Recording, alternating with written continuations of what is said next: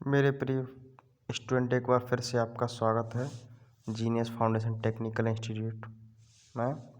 आज अपन तीसरा चैप्टर जो ITI इलेक्ट्रीशियन का फर्स्ट ईयर का तीसरा चैप्टर के बारे में अपन अध्ययन करेंगे। इसमें तीसरे चैप्टर का नाम है वायर जॉइंट सोल्डरिंग भूमिगत केबल। तो इसका जो है पहला क्वेश्चन आपके सामने ये दिख रहा है कि वाहनों की बॉडी के सुधार हेतु सोल्डरिंग की कौन सी विधि प्रयोग की जाती है। सोल्डरिंग क्या चीज़ होती है कि दो या दो से अधिक पार्टों को जोड़ने का काम करती है। लोहे के पार्ट होते हैं उन पार्टों को जोड़ने के लिए काम में आती है। और मोबाइल की शॉप पे जाते जो टाका वगैरह लगाता है मोबाइल में, तो वो सोल्डरिंग ही बोलते हैं उसको। तो लोहे के या कोई धातु के दो या दो से पार्ट है उसको जोड़ना, सीधी सी भाषा में वेल्डिंग करना, तो वो हो जाता है।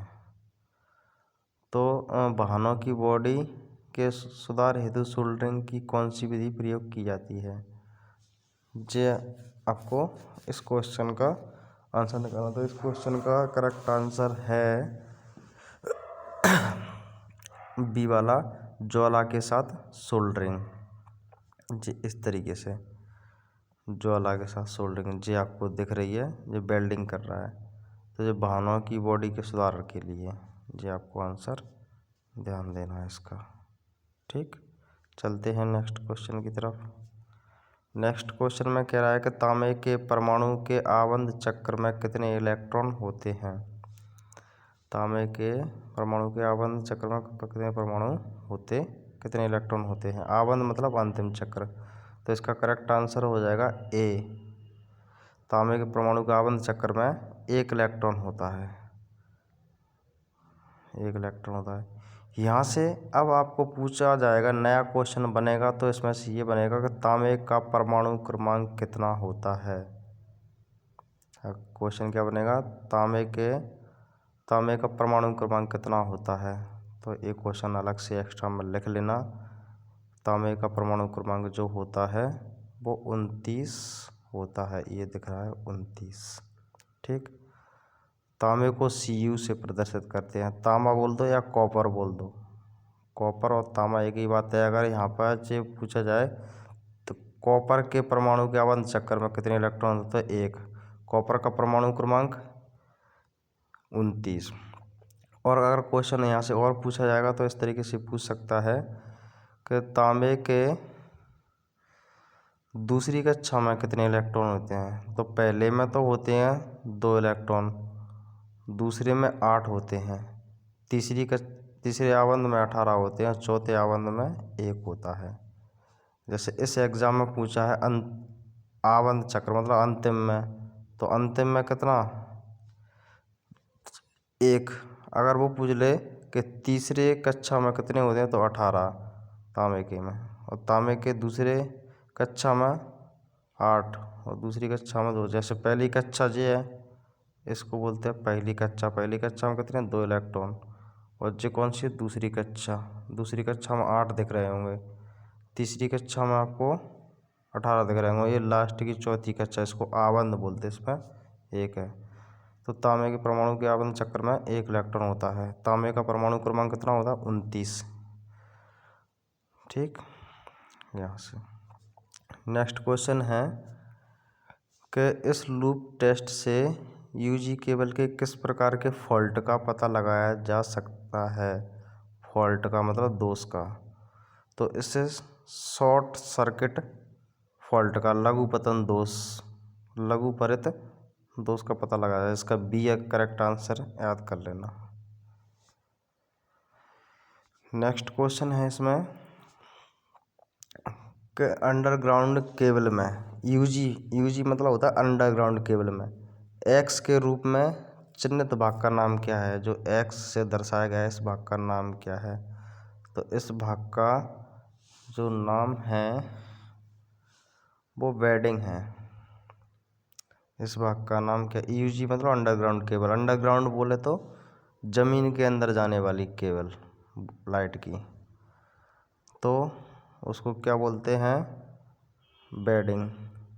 और ऐसे ही मान के चलो इस चित्र में से जो ये चित्र दिख रहा है, डायग्राम दिख रहा है, इसमें से अगर यहाँ जो इस जगह पे जो आर्मरिंग लिखा हुआ है यहाँ पर अगर एक्स बना दिया जाए और पूछ लिया जाए कि दिए गए चित्र का नाम एक्स से दर्शाए गए तो आर्मरिंग, और यहाँ अगर एक्स बना दे इस जगह पे, जैसे यहाँ एक्स बनाया है और यहाँ एक्स बना हुआ आ जाए इधर यहाँ पे, तो ये क्या रहेगा, सर्विंग। तो इसके केबल के जो भाग हैं इसके नाम भी आप अच्छी तरीके से याद कर लेना, क्योंकि उनके जगह भी एक्स लग के आ सकता है। नेक्स्ट क्वेश्चन है इसमें कि इस तार जोड़ का क्या नाम है। जो ये तार का जॉइंट है, इस जॉइंट का नाम क्या है। ऑप्शन ए में एरियल टैप जोड़, नोटेड टैप जोड़, तो इसका करेक्ट आंसर बी वाला है, नोटेड टैप जोड़। जो इस तरीके से है, इस तार जोड़ का नाम है नोटेड टैप जोड़। इस जोड़ की खास बात यह होती है यह अत्यधिक खिंचाव को भी सहन कर लेता है। अगर पेपर में पूछा जाए कि नोटेड टैप जोड़ क्यों काहे के लिए किया था, तो अत्यधिक खिंचाव को भी सहन कर ले, मतलब अगर तार अगर इधर उधर खिंच भी जाए तो वो सहन कर लेता है। ठीक। नेक्स्ट क्वेश्चन है कुचालक प्रतिरोध की इकाई क्या है। तो यहाँ से देखो ऑलरेडी प्रतिरोध की इकाई पूछे तो प्रतिरोध की इकाई तो है ओम।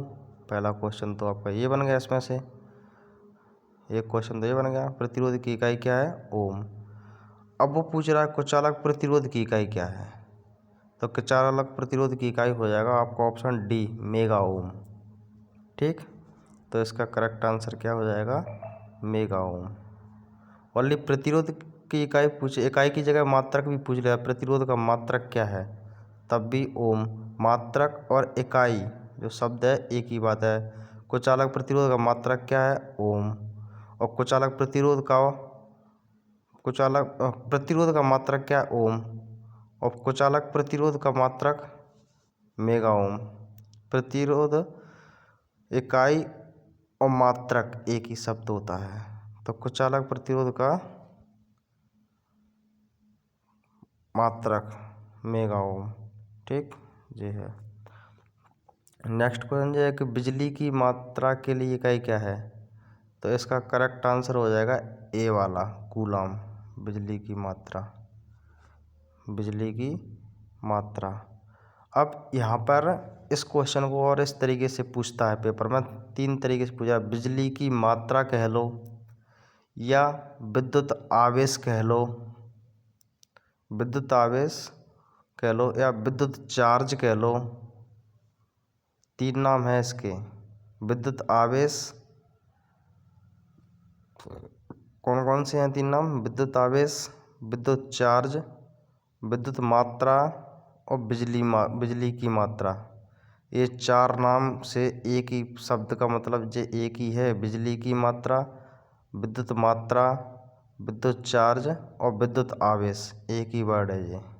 तो इसकी इकाई क्या है, कूलाम। बिजली की मात्रा का क्या है, कूलाम। विद्युत आवेश की मात्रा वो एक ही मतलब है उसका, तो ध्यान रखना है इस बात का। विद्युत आवेश, विद्युत मात्रा, विद्युत चार्ज, बिजली की मात्रा, एक ही वर्ड है ये, एक ही शब्द है, तो आंसर इसका क्या है, कूलाम। अब आता है कौन सा विद्युत उपकरण अधिक अतिरिक्त धारा क्षरण है, तो इसका जो करेक्ट आंसर हो जाएगा बी वाला, पुनः तार बांधने योग्य फ्यूज। फ्यूज तो आपने देखा होगा इस तरीके का, जो फ्यूज है। तो क्वेश्चन क्या कह रहा है, कौन सा विद्युत उपकरण अधिक अतिरिक्त धारा क्षरण है, तो यह पुनः तार बांधने योग्य फ्यूज। यह तार बांधने योग्य फ्यूज में धारा क्षरण फ्यूज बांधने वाले तार पर निर्भर होती है। जिस तरह का तार काम में लिया जाएगा उस उपकरण की सुरक्षा भी उसी पर निर्भर करेगी। सही बात है, जितना मोटा तार होगा उतनी करंट रेटिंग अधिक होगी। ठीक, तो इसका क्वेश्चन देख लो, इसका सही आंसर देख लो कौन सा है। नेक्स्ट क्वेश्चन देखते हैं इसमें कि भूमिगत केबल में सर्विंग परत का क्या उपयोग है। तो भूमिगत केबल मतलब जो अंडरग्राउंड केबल बोलते हैं इसको, ज़मीन के अंदर से केबल जाती है, उसमें सर्विंग क्या है। सर्विंग एक परत होती है जो ऊपर चढ़ाई जाती है। केबल के मैंने भाग पढ़ाए होंगे, भाग देखूंगा मैं। तो क्या होता है भूमिगत केबल में सर्विंग का परत का क्या काम है। तो सर्विंग क्या परत क्या करती है, आर्मरिंग को वायुमंडलीय स्थिति से बचाना। कर डी वाला इसका करेक्ट आंसर हो जाएगा। जे केबल है, इस केबल के सभी भागों के नाम अच्छे से याद कर लेना। पूछ लेगा यहाँ पर एक्स से दर्शाए गए भाग का नाम क्या है, तो आपको ध्यान रखना आर्म रिंग। और जो ब्लू कलर से नील कलर देगा इसका नाम क्या, यहाँ एक्स दे देगा, इसका नाम क्या है सर्विंग। और ये क्या है वेडिंग, ये क्या है इंसुलेशन, और ये क्या है कंडक्टर चालक। तो इसके नाम याद कर लेना अच्छी तरीके से। तो भूमिगत केबल में सर्विंग परत का जो सर्विंग जे परत है ये किसके काम में आती है, क्या काम में आती है, आर्म रिंग को, जो इसको वायुमंडल से बचाने के लिए, मतलब वायुमंडल का प्रभाव बरसात नमी सर्दी उससे उसको बचाने के लिए उसके ऊपर जो सर्विंग की जाती है। ठीक, तो ये ध्यान रख लेना इस चीज़ का। और जो चीज़ समझ में ना आए तो वीडियो को बार बार रिपीट करके आप समझ लिया करो। नेक्स्ट क्वेश्चन है केबल के पीवीसी कुचालक का क्या होगा यदि अत्यधिक धारा लंबे समय तक बहती है। पीवीसी क्या होता है, पॉली पीवीसी की फुल फॉर्म याद कर लो पहले। तो ये पीवीसी की फुल फॉर्म क्या होती है, पॉलीविनाइल क्लोराइड। क्या होती है, पॉलीविनाइल क्लोराइड। ठीक, फुल फॉर्म। तो ये क्या होता है, एक कुचालक होता है। पॉलीविनाइल क्लोराइड कुचालक होता है जो केबल पर तार नंगे तारों पर ऊपर लगा देते हैं, तो इससे क्या है केबल में उसमें करंट नहीं आता, कुचालक होता है। तो पीवीसी केबल कुचालक का क्या होगा यदि अत्यधिक धारा लंबे समय तक बहेगी।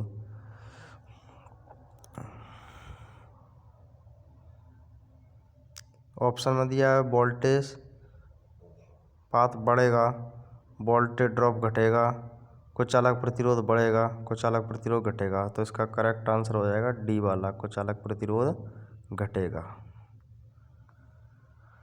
नेक्स्ट क्वेश्चन है कि मानक तार गेज SWG में तार के आकार को मापने के लिए संभावित सीमा क्या है। इसका जो करेक्ट आंसर है डी वाला है। मानक तार गेज में तार के आकार को मापने के लिए संभावित सीमा क्या है, तो 0 से 36 SWG। अब इसकी मैं 2-3 क्वेश्चन इस क्वेश्चन से मिलते जुलते हैं, उनको आप समझ लो ज़रा। ये है जो 0 दिख रही है यहाँ पे, तो 0 से 36। अब जो SWG इसमें दिख रहा है, SWG, तो SWG की फुल फॉर्म बहुत पूछते हैं पेपर में। SWG की फुल फॉर्म है, आप कॉपी में नोट कर लिया करो। SWG की फुल फॉर्म होती है standard wire gauge, standard wire gauge. ठीक, एक तो ये हो गया। और कभी कभार अगर पेपर में अगर इसको दर्शा दिया जाए पूरे को जे कि दिए गए चित्र का नाम क्या है, तो स्टैंडर्ड वायर गेज किस काम में आता है। स्टैंडर्ड वायर गेज का उपयोग क्या में करते हैं, तार के व्यास को मापने में। जो मोटरें वगैरह भरते हैं वो तारों के द्वारा जो मोटरें भरी जाती हैं, तो उसका जो तार का व्यास मतलब तार की मोटाई पतलाई उसको मापने में। अब इसमें एक चीज़ और है, एक चीज़ का भी ध्यान रखना है कि जितना नंबर बढ़ता चला जाएगा उतना तार पतला हो जाएगा। अगर आपके सामने अगर बोल दिया जाए कि एक 30 SWG का तार है और एक 10 SWG का तार है, तो कौन सा तार मोटा होगा, तो 10 SWG का मोटा होगा, 30 का पतला होगा। ऐसे ही आपके सामने फिर पूछ लिया जाए कि आपको एक 25 SWG का तार है, एक 5 SWG का। तो मोटा कौन सा रहेगा, पतला तार कौन सा रहेगा, तो 5 SWG वाला मोटा रहेगा, 25 वाला पतला रहेगा। क्लियर। जितने नंबर बढ़ते जाएंगे तार उतना ही पतला होता चला जाएगा, और नंबर जितने कम हो जाएंगे तार उतना मोटा होता चला जाएगा। ठीक। तो मानक तार गेज में तार के आकार को मापने के लिए संभव सीमा क्या है, तो 0 से 36 नंबर तक तार मापा जाता है। क्लियर। फुल फॉर्म याद कर लेना, स्टैंडर्ड वायर गेज इसकी। नेक्स्ट क्वेश्चन देखते हैं इसका। गैल्वेनीकृत लोहे के लिए किस प्रकार के सोल्डरिंग फ्लक्स का उपयोग किया जाता है। गैल्वेनीकृत लोहे की सोल्डरिंग के लिए मतलब लोहे को जोड़ना, लोहे की धातुओं को जोड़ना है, तो इसमें किसका उपयोग किया जाता है, तो हाइड्रोक्लोरिक अम्ल इसका करेक्ट आंसर हो जाएगा, डी वाला। इसमें गैल्वेनीकृत हाइड्रोक्लोरिक अम्ल में सोल्डरिंग फ्लक्स का उपयोग करते हैं, जिसमें हाइड्रोक्लोरिक अम्ल रहता है 90% और जल रहता है 10%। ये भी चीज़ ध्यान रखना है आपको। नेक्स्ट क्वेश्चन दिया है, इस औजार का नाम क्या है, तो इस औजार का नाम है, सी वाला इसका करेक्ट आंसर हो जाए क्रिम्पिंग टूल। ठीक। क्रिम्पिंग टूल इस औजार का नाम है, क्रिम्पिंग टूल। ये है क्रिम्पिंग टूल, इसको बोलते हैं क्रिम्पिंग टूल। क्रिम्पिंग टूल है, क्रिम्पिंग टूल एक ऐसा उपकरण है जिसका उपयोग तारों और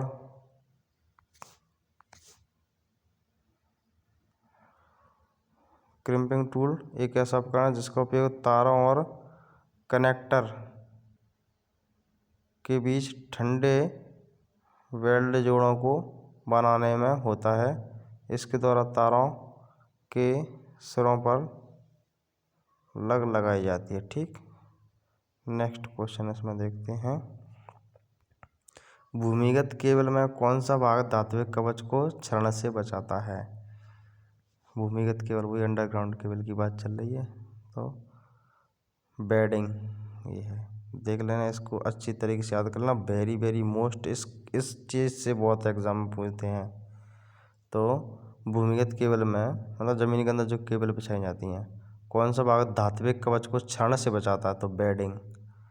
ये चीज़ ध्यान रखना, बेडिंग धात्विक को क्षरण से बचाएगा। नेक्स्ट क्वेश्चन इसमें देखते हैं, 16 ए बनी है तो उसको एम्पियर बोलेंगे। 16 एम्पियर केबल की धारा क्षमता क्या है, यदि है धात्विक अतिरिक्त धारा सुरक्षा है, तो इसका करेक्ट आंसर हो जाएगा बी वाला, जो है 16 एम्पियर। तो 16 एम्पियर केबल की धारा क्षमता 13 एम्पियर तक होगी, यानी कि कोई केबल है लाइट की, वो 16 एम्पियर तक की उसकी क्षमता है, लेकिन उसके लिए सही सेफ्टी करंट रहेगा 13 एम्पियर। अगर 13 एम्पियर से ज़्यादा धारा आ गई तो क्या हो जाएगा, गुजरने के मतलब उससे फ्यूज लगा होगा तो फ्यूज उड़ जाएगा, इस बात का ध्यान रखना। ठीक।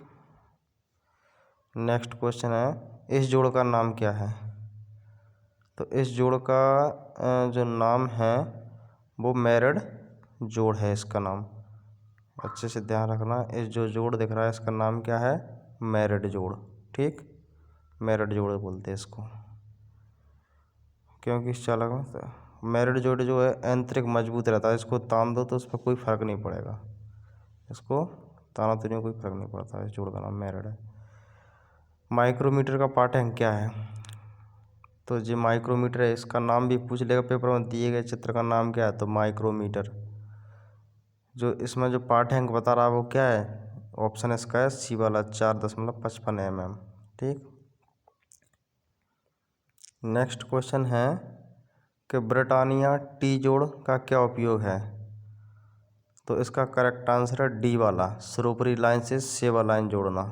जो जॉइंट क्या होते हैं, जो तार वगैरह में जो हाईलाइन के या कमरे के अंदर जो तार अपन जोड़ते हैं उनके तरीके होते हैं, जोड़ रहते हैं, ब्रिटानिया जोड़। तो सरोपरी लाइन मतलब क्या होता है, सिर के ऊपर से जाने वाली लाइन, ओवरहेड लाइन, ओवरहेड बोल देते हैं, मतलब सिर के ऊपर से जाने वाली लाइन। तो इसका करेक्ट आंसर टी हो जाएगा जी। सरोपरी लाइन मतलब होता है सिर के ऊपर से जाने वाली, जैसे 11 kV की लाइन है, 33 kV की लाइन है, तो उसमें ये ब्रिटानिया जॉइंट क्या करते हैं, शाखा लाइन निकालने के लिए। आपने देखा नहीं, जहाँ 2 खंभे लगे रहते हैं सीधी लाइन गई है, वहाँ 2 खंभे लगे तो एक फिर गांव के लिए मुड़ जाती है, तो वो टी प्रकार का जॉइंट बन जाता है। ठीक है, तो ये ध्यान रखना है। बेटा टी जोड़ काय के लिए उपयोग करते हैं? सिरोपरी लाइन से सेवा जुड़ाव हेतु जोड़ना। नेक्स्ट क्वेश्चन है सोल्डरिंग विधि का नाम क्या है? इस जो विधि है इसका नाम क्या है? तो सोल्डरिंग गन, सी वाला इसका करेक्ट आंसर है, इसको सोल्डरिंग गन बोलते हैं। ठीक, नेक्स्ट क्वेश्चन है इसमें केबल बिछाने की कौन सी विधि संकीर्ण क्षेत्र हेतु उपयुक्त है? संकीर्ण मतलब सक्रिय क्षेत्रों के लिए, तो डक्ट पाइप, बी वाला इसका करेक्ट आंसर हो जाएगा। ये डक्ट पाइप है।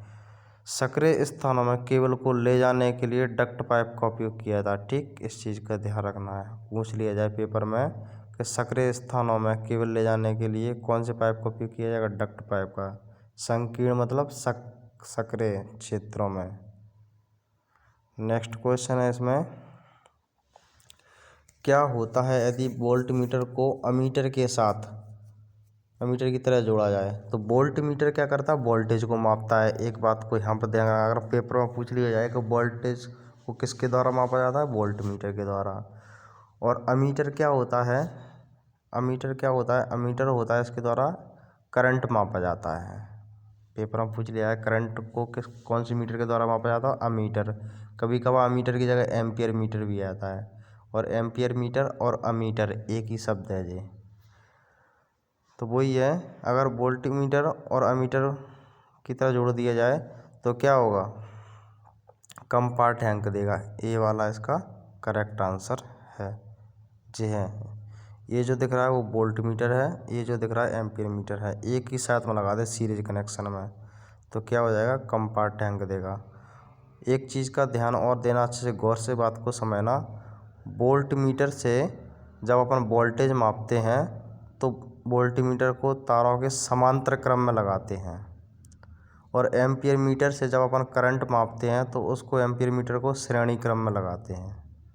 चीज़ को नोट कर लेना। ठीक, नेक्स्ट क्वेश्चन की तरफ चलते हैं। नियॉन लैंप पर विद्युत धारा का क्या प्रभाव पड़ेगा? तो इसका करेक्ट आंसर हो जाएगा डी, गैस आयनीकरण प्रभाव।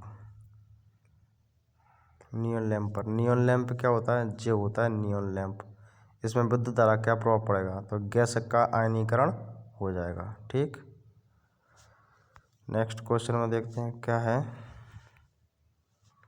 कि वेल्डेड भूमिगत केबल में एक्स से इंगित भाग का नाम क्या है? जो एक्स से भाग का नाम क्या है? तो लेड शीट, सी वाला इसका करेक्ट आंसर हो जाएगा। ये है लेड शीट। तो ये आपको मैं बार बार फिर से कह रहा हूँ, इस केबल के जो केबलें होती हैं ज़मीन के अंदर बिछाई जाती हैं, इनके नाम ज़रूर अच्छे से याद कर लेना। ठीक, नेक्स्ट क्वेश्चन में देखते हैं कि XLPE केबल का पूर्ण रूप क्या है? XLPE केबल का पूर्ण रूप मतलब पूरा नाम क्या है? तो इसका करेक्ट आंसर है सी वाला, क्रॉस लिंकेड पॉलीथेन। सी इसका करेक्ट आंसर हो जाएगा। का पूरा नाम क्रॉस लिंक्ड पॉलीइथिलीन जी, ध्यान रखना इस चीज़ का। विस्तार लाइन के लिए कौन सी विस्तार लाइनों के लिए कौन सा कंडक्टर उपयोग किया जाता है? विस्तार मतलब बड़ी लाइनों के लिए कौन सा कंडक्टर उपयोग किया जाएगा? तो बेयर कंडक्टर्स, सी वाला इसका करेक्ट आंसर है। विस्तार लाइन जो बड़ी वाली जो लाइन दिख रही हैं उसके लिए कौन सा कंडक्टर मतलब चालक मतलब तार, कौन से तार? तो बेयर कंडक्टर्स उपयोग करेंगे। नेक्स्ट क्वेश्चन है इसमें मात्रा उत्पादन और टनिंग कार्य के लिए सोल्डरिंग की किस विधि का उपयोग किया जाएगा? तो इसका जो मात्रा उत्पादन के लिए डीप सोल्डरिंग इसका करेक्ट आंसर हो जाएगा। ठीक, जो डीप सोल्डरिंग हो रही है यहाँ पर मात्रा उत्पादन के लिए। नेक्स्ट क्वेश्चन है एल्यूमीनियम चालकों को सोल्डरिंग करने के लिए किस प्रकार के सोल्डरिंग फ्लक्स का प्रयोग किया जाएगा? तो इसका जो करेक्ट आंसर हो जाएगा बी वाला, के आल लाइट।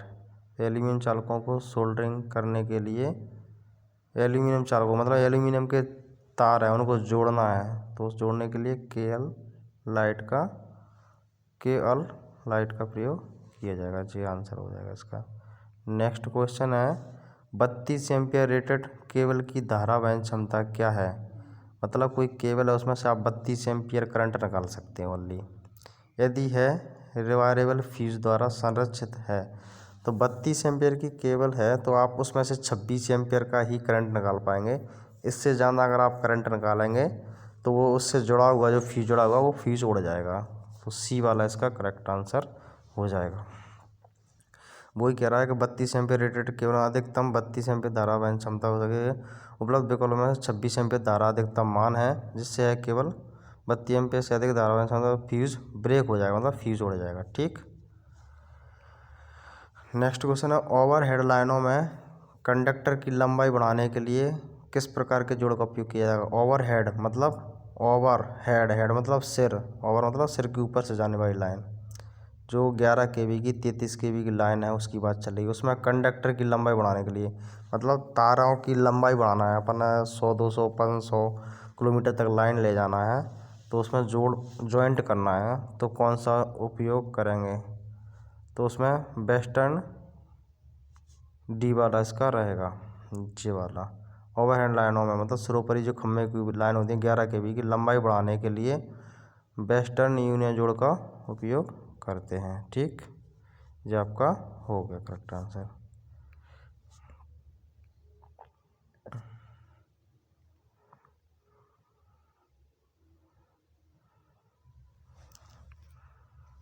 तो आज के लिए इतना ही काफ़ी है। उम्मीद करता हूँ कि आपको वीडियो पसंद आएगा। इसको क्वेश्चनों को अच्छे से पढ़ते रहा करो, उनको जोड़ते रहा करो। ठीक।